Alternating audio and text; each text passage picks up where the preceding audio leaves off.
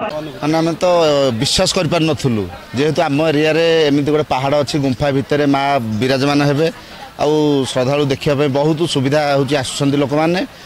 ଆଉ ଏଇଟା ହେଉଛି ଆମର ନୟାଗଡ଼ ଡିଷ୍ଟ୍ରିକ୍ଟର ଆଉ ଯେଉଁଟା କି ଗୋଟେ ଭାରତ ବର୍ଷରେ ଗୋଟେ ଜାମ୍ମୁ କାଶ୍ମୀରରେ ମା ବୈଷ୍ଣବୀ ଦେବୀ ଅଛନ୍ତି। ଆଉ ସେଇଟା ହେଉଛି ଆମେ ଭାଗ୍ୟବାନ ଯେ ଆମ ଓଡ଼ିଶା ଓ ନୟାଗଡ଼ ଡିଷ୍ଟ୍ରିକ୍ଟର ଓଡ଼ଗାଁ ବ୍ଲକରେ ସଦାପୁର ପଞ୍ଚାୟତରେ ଯାହା ହେଉ ସମସ୍ତଙ୍କର ସୁବିଧା ସହଯୋଗ ଅଛି। କମିଟି ମାଧ୍ୟମରେ ସମସ୍ତେ ସବୁ ଶୃଙ୍ଖଳା ସହିତ ଅଛନ୍ତି ମାଙ୍କୁ ଦର୍ଶନ କରୁଛୁ ବହୁତ ଆନନ୍ଦ ଲାଗୁଛି। ବହୁତ ଖୁସି ଏତେ ଖୁସି ଯେ ଆମେ ଆଉ ଖୁସି ମାନେ ବାଣ୍ଟି ପାରୁନୁ।